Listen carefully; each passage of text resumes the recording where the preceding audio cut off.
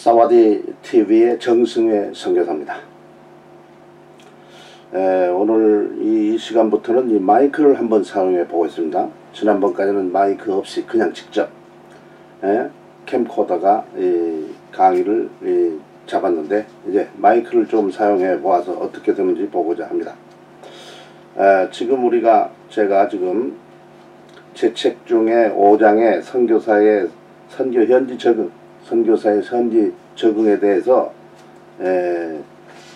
2시간에 걸쳐서 이 얘기를 했습니다. 지난 시간에는 선교사가 선교지 가서 적응하고 정착을 할 때에 한국 것을 다 버리면, 한국 교회가 내 속에서 없어지면, 한국 교회 신학과 신학이 없어지면 나는 거기에 가서 선교사로 일해야 되는 그런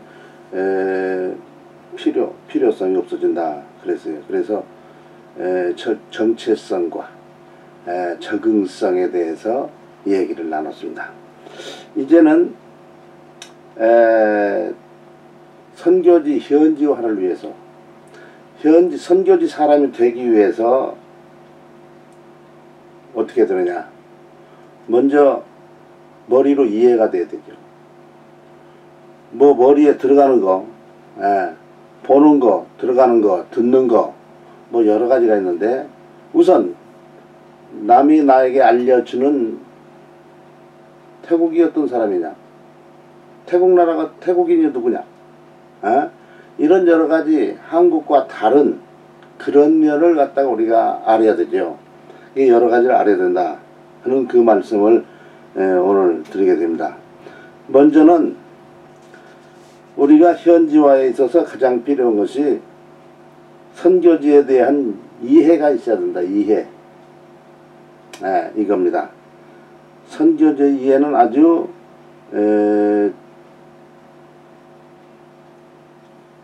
귀중하죠. 사실 선교사를 파송한 단체, 선교사를 파송한 총회가 이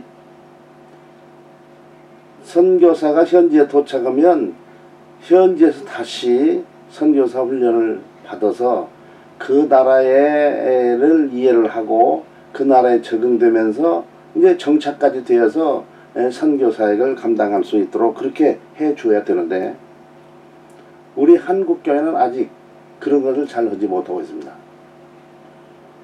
그러니까 선교사는 파송대 열심이고 선교지에 선교사가 오긴 했는데, 선교사가 선교지에서 적응하고 정착하는 데는 부실하다. 그 얘기를 제가 드렸어요. 그러니까 현지화에 있어서 우선 현지가 어떤 나라, 어떤 상황인지를 먼저 드려야 되죠.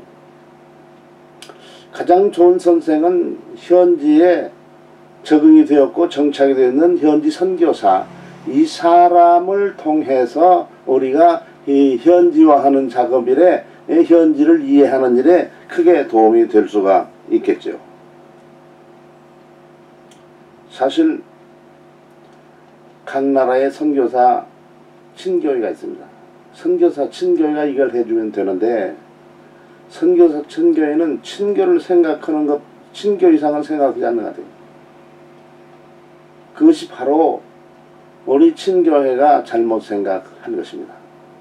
친교회가 바로 먼저 와 있는 책무를 가지고 한국에 있는 우리 선교사를 파송한 그 단체, 소위 선교사 부모들, 파송한 사람들 부모죠. 그 사람들이 알지 못하지만 우리가 스스로 살기 위해서, 제대로 선교사가 되기 위해서 먼저 온 선교사들이 그걸 깨닫고 그리고 이 일을 여기서 해 주었어야 되는 거예요.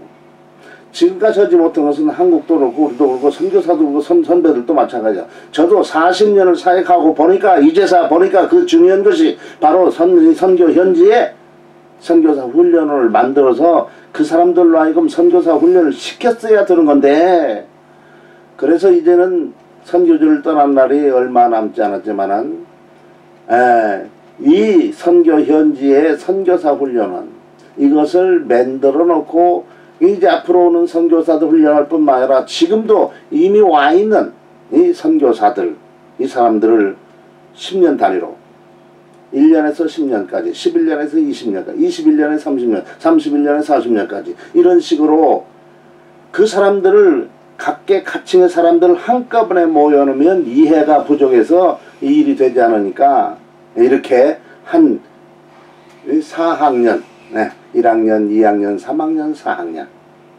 1에서부터 10, 11부터 20, 21에서 30, 31에서 40 그러니까 1학년, 2학년, 3학년, 4학년 이러한 구분을 두어 가지고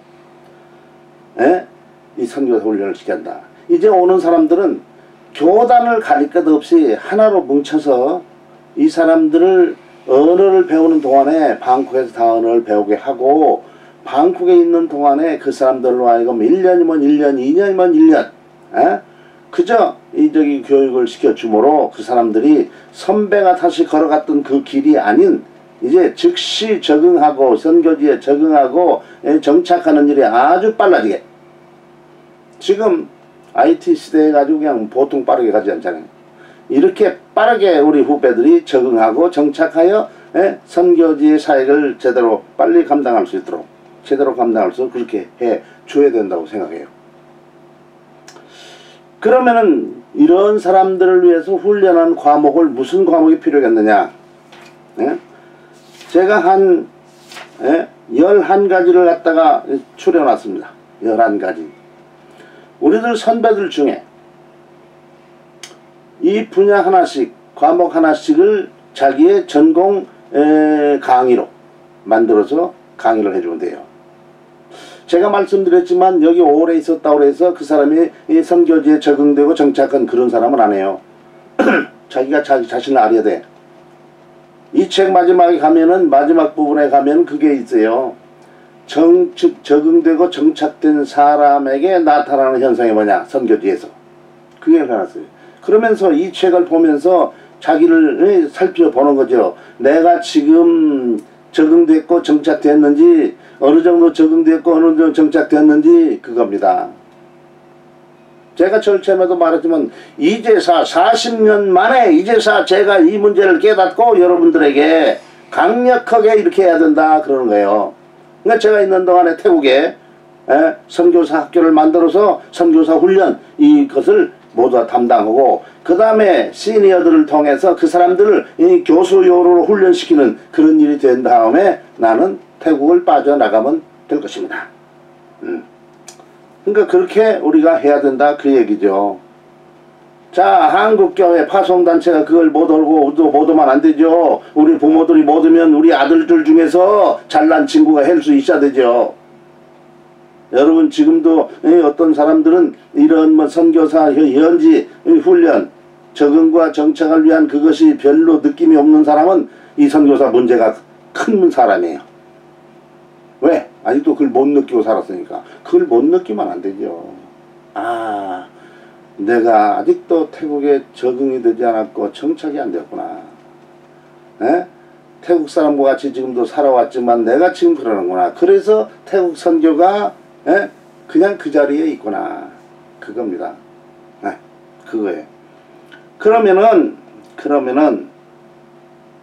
구체적으로 우리가 이해를 하고 그 이해를 통해서 우리가 선교지화 하는 그런 일을 하기 위해서 무엇이 필요하느냐. 11가지를 다 읽은 다음에 얘기를 하기 시작해야 되겠네요. 첫 번째는 언어 교육과 훈련이죠. 언어 교육. 말을 먼저 배워야죠. 말 못하면 안 되죠. 말. 이것은 여기서뿐만 아니고 다음번에 별도로 뭐 선교지 언어 공부하는 걸 별도로 또 다루니까 여기는 구체적으로 안 다루죠. 두 번째는 선교지에 있는 교회랄지 선교지에 있는 총회랄지 이런 것을 다 알아야 되죠. 선교지 교회도 알아야 되고 선교지에 있는 그 총회 같은 종교 같은 이거 신앙은 어떻고 이걸 다 알아야 된다 그 말이에요. 내가 거기 안 속했어도 그걸 알아야 된다.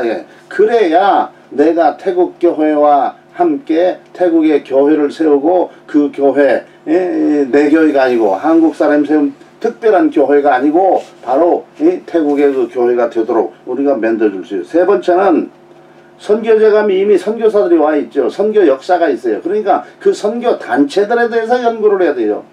그 선교 단체들을 알지 못하면 안 됩니다. 그 다음에 네 번째는 선교지의 종교와 신앙 있죠. 신앙과 종교가 있어요. 선교지마다 어느 나라마다 토속 종교가 있죠. 토속 종교 힘이 보통 센 게 아니잖아요. 토속 종교가 있고 그리고 정식으로 국가에서 받아들인 종교가 있습니다. 네. 그런 종교와 신앙을 갖다가 연구를 해야 되고 그 다음에 선교지의 문화와 풍습을 익히는 것이죠. 선교지 문화와 풍습. 그 다음에 선교지의 사회 구조와 선교지에서의 선교 살아나가는 사람들의 삶에 대해서 우리가 좀 알아야 되죠. 일곱 번째는 선교지마다 각 지역이 다르잖아요. 그러니까 각 지역, 각 사역지를 연구를 해야 되죠. 태국은 우리 남한의 5배가 크지요. 남북한 합하면 2배 반이 큽니다. 그런데 이 태국이 갈라져 있기를 북부지방, 동북부지방, 동부지방, 중부지방, 남부지방 뭐 이런 식으로 갈라 있어요. 그리고 그 종교도 다르죠. 저 남쪽에는 모슬림도 있고 그리고 말도 다르고 풍습도 다르고 이 골치 아파요. 이 각 지역을 연구를 해야 되죠. 각 지역을 연구할 때 그 전에 말씀드렸죠. 총회 교회 올 때 총회와 관계되는 그 지역마다의 그 특성, 이 기독교 단체들의 특성 이것도 이제 알아야 되죠. 여덟 번째는 선교지의 정치 제도랄지 관공서 등에 대해서 연구를 해야 돼요. 우리는 관공서를 무시하면 안 되죠. 정치 제도가 어떻게 돌아가는지도 알아야 되고 이걸 알아야 제대로 적응이 되고 정착이 되고 내가 펼치려고 하는 선교사역을 제대로 감당할 수가 있죠. 그 다음에 아홉 번째는 선교지에서 교육적인 상황이 어떤가. 일반 교육이죠. 또한 신학교육의 상황은 어떤가. 이걸 면밀히 살펴봐야 돼요. 일반 교육의 상황이 신학교육에도 미치고 그리고 내가 앞으로 해야 되는 이러한 교육 사역에도 크게 도움이 되는 거죠. 열 번째는 신학교의 선교지에서 우리가 차를 몰고 다녀야 되죠. 그러면 교통법규, 운전의 실제, 교통법규나 운전의 실제 거기에요 사실은. 그런데도 달라요. 그러니까 그걸 알지 못하면은 우리가 죽어요. 선교지에서 선교를 시작하기 전에도 죽는 사람들 우리 선교사들 있잖아요. 그것은 바로 여기가 문제가 있어서 그래요. 그걸 이해를 못하고 적응이 안 돼가지고 희생양이 된 거죠. 11번째 선교지 선교 사역을 소개하고 선교지마다 그 과거의 선교사들이 어떻게 일해왔는지가 갈라져 있고 다 그러죠. 그것을 선교 사역을 소개를 받아야 되고 그 다음에 그런 데서 어떻게 그 선배들을 통해서 어떻게 이 사역을 해야 되겠다 하는 것을 배워야 된다 그 얘기입니다. 자, 개괄적으로 이제 11가지를 얘기했죠. 그러면 한 가지씩 얘기를 해보죠. 우선 선교지 언어죠. 태국말. 태국 같은 경우는 태국 최대 교단이고 믿을만한 교단, 한국으로만 장로교. 왜냐하면 그 태국의 기독교 총회가 옛날에 장로교였어요. 근데 1955년도쯤에 그 장로교를 간판을 내리고 그리고 태국 고유의 교단을 되었어요. 아시안 국가들이 대개 그럽니다. 그래서 전 세계는 찾아볼 수 없는 그런 교단이 되었죠. 그게 태국의 기독교 총회입니다. CCT라고 그러죠. 네, 거기는 한국의 우리 장로교나 거기에요. 비슷한 게 있습니다. 거기에서 세운 선교사 언어 학교가 있어요. 거기에서 운영한 UCLS라 USC USC가 아니라 유니언 랭귀지 ULS 유니언 랭귀지 스쿨이라고 실롬에 있어서 지금은 사판 후아창에 있는 태국 기독교 총회 건물에 들어가 있습니다. 거기서 참 타이밍이 잘 맞으면 1년이면 끝나죠. 타이밍 안 맞으면 2년 걸려야 되고 근데 돈 내고 배우는 것이 2년 정도 걸려요. 돈 내는 것은 1년만 내면 되는 거고요. 예. 근데 거기서 이 언어를 배운 것 가지고는 부족해요. 그걸 배운 다음에 실습이라는 게 실습.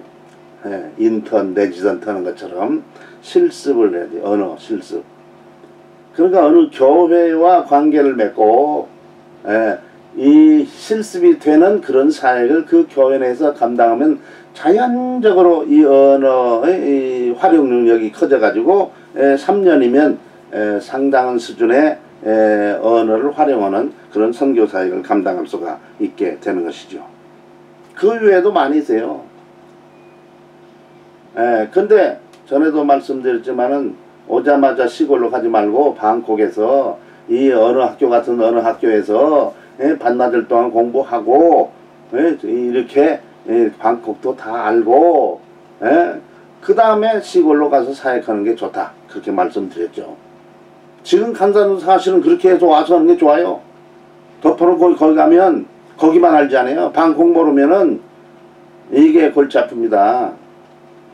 방콕에 있는 사람도 시골을 알아야 되고 자주 교류를 해야 되죠. 선교사들끼리 이 얘기도 듣고 가서 보기도 하고 그러면서 이해가 되죠. 선교지에 가면은 지금 교회들이 있죠. 두 번째는 그 선교지에 가서 그 선교지에 이미 있는 교회들, 그 총회들 이걸 갖다가 알아봐야 돼요. 그 사람들과 같이 사역을 해야 돼요. 거기에 파송받았지 않을지라도 그 사람들과 함께 해야 돼요. 방해되는 일을 해서는 안 됩니다.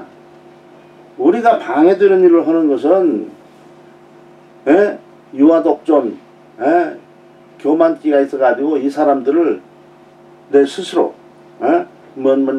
남의 사람을 갖다가 내가 교육시키고 이거 가까이 지내면 안 됩니다.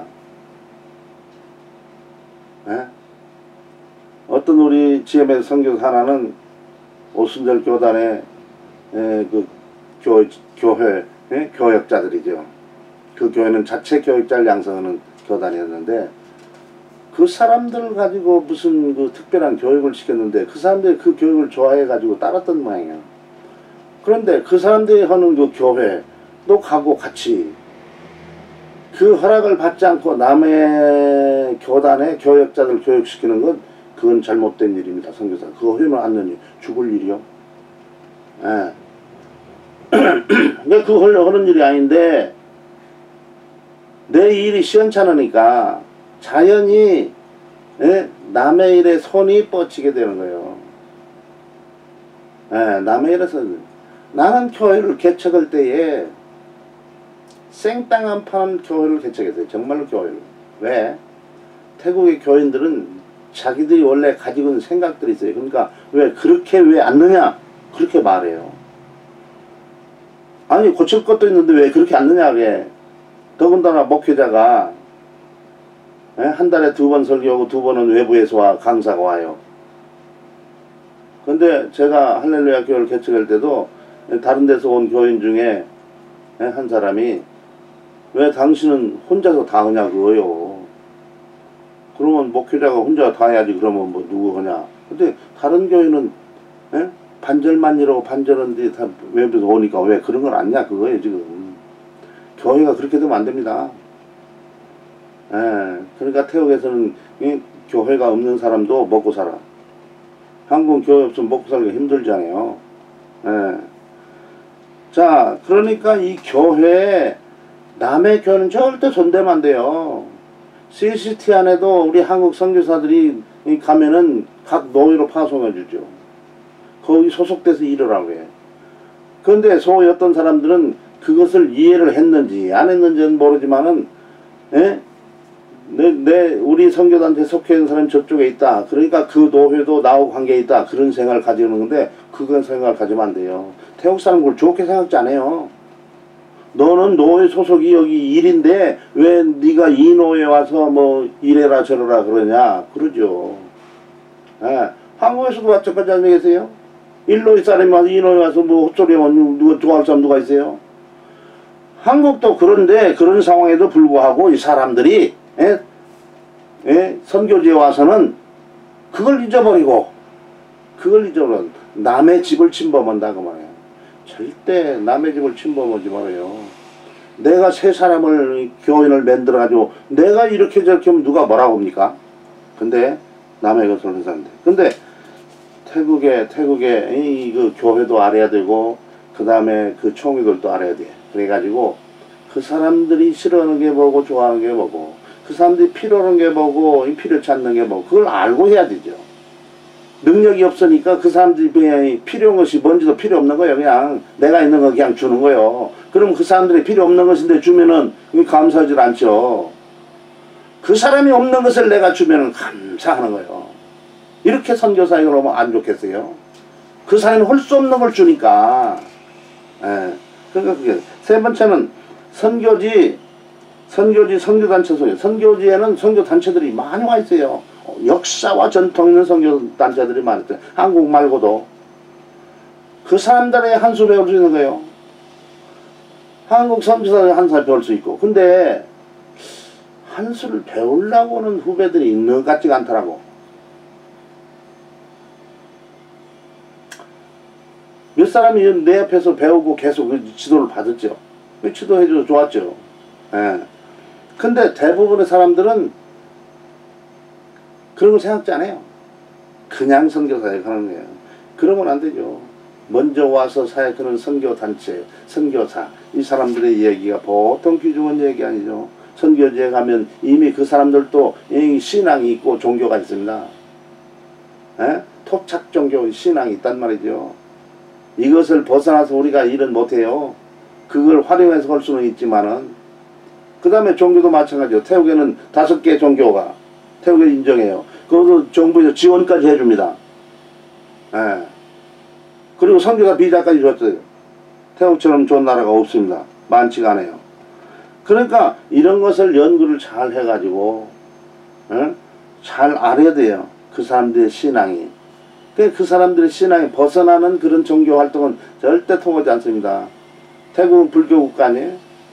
그 사람들은 불교도나 마찬가지예요. 그러니까 내가 불교의 가르침에서 어긋나는 그런 무슨 행동을 했다 할 것 같으면 그 사람들의 신임을 우리가 못 얻어요. 에? 그러니까 어떻게 해야 돼? 그 사람들의 신임을 얻을 수 있는 그런 불교적인 그런 범위 안에서 이 복음을 전하려고 해야 무슨 쇼부가 나죠. 자, 5번째는 선교지 문화 풍습 아는 것이죠. 선교지의 문화와 풍습을 알아야 되죠. 문화와 풍습이 달라가지고 사람이 달라지는 거예요. 같은 뱃속에 났어도 문화와 풍습이 다르면 또 다른 종자가 되는 것처럼 보여요. 자, 그러니까 우리는 이 사람들의 문화 풍습에 젖을 수 있어야 되죠. 그걸 같이 가야 되죠. 같이 가요. 나쁜 풍습도 있어요. 나쁜 풍습을 따르면 안 되죠. 어느 나라 가면 그 동네를 방문하면 손님에게 뭐 자기 마누라를 준다든가 무슨 뭐 딸을 준다든가 그런 얘기도 있더라고요. 그게 풍습이니까 그걸 따라도 된다 그러면 안 되겠죠. 그러니까 풍습도 나쁜 풍습이 있고 나쁜 문화가 있어요. 이런 나쁜 것들은 걸러낼 줄 알고, 그리고 그것이 아니더라도 우리가 그 사람들의 문화 안에서 우리가 사역할 수 있으니까 그런 거죠. 6번째는 사회죠. 사회 구조와 삶의 방식을 갖다 우리가 알아야죠. 삶의 방식. 태국 같은 경우는 밥 먹을 때 한국처럼 먹잖아요. 그래서 한국 사람이 맛이 없다 하는지 모르죠. 한국은 하나에다 놓고 그냥 자기 집 묻은 걸 같이 들어가지 않아요. 태국에 살다 보면 한국 가서 그러면 마음속으로 가족들은 조금 뭐 그런 생각 없어요. 근데 가족이 아닌데 그걸 같이 이렇게 먹으려면 마음속에 찜찜한 거예요. 태국은 옷을 다 벗고 목욕하지 않지 않아요? 한국은 옷을 다 벗어야 되지. 그러니까 여기에서 얼마 동안 있다 한국 가서 목욕탕, 공중목욕탕 하니까 옷을 다 벗고 목욕하려니까 어쩌기 좀 찜찜하더라고. 이런 거요. 그래서 난 태국 사람들을 장난이라고 태국 사람들 한국 갔을 때 여기는 목욕탕 다 벗어야 된다. 모두 다 들어갔다 와야 된다. 그렇지 않으면 졸업을 못한다. 이 과정 졸업 못한다. 그러니까 반강제로 도와줘요. 그런 경험도 시켜주기는 해야 되죠. 어쨌든 그래야 뭐 그 사람들 한국 사람들도 아니까. 이 사람들은 개고기를 먹잖아요. 예, 개고기도 먹겠죠. 말도 않고 개고기 먹겠어요. 잘 먹잖아요. 맛있죠. 그것이 다 소화가 됐을 때 이 얘기를 해줬어요. 그 고기 맛있더냐. 맛있대요. 그게 개고기였다 했더니 나올 게 없으니까 안 나오더라고. 어쨌든 사회 구조와 그 사람들의 삶에 대해서 배워야 되죠. 우리가 그 사람들처럼 살 수는 없어요. 우리가 그렇게 살아도 좋은 건 아니에요. 선교지에서는 선교지 저 밑바탕에 있는 사람처럼 살아도 안 되죠. 조금 그 사람보다 낫게 살아야 그래도 그 사람들이 기대를 하지. 지가 똑같으면 뭘 기대를 해요. 저 거지 하나 또 왔다 그래가지고 누가 뭐 기대를 하겠습니까? 그냥 조금 나아야 돼요. 나은 생활을 해야 돼. 예? 그냥 같이 하면 안 되는 거죠.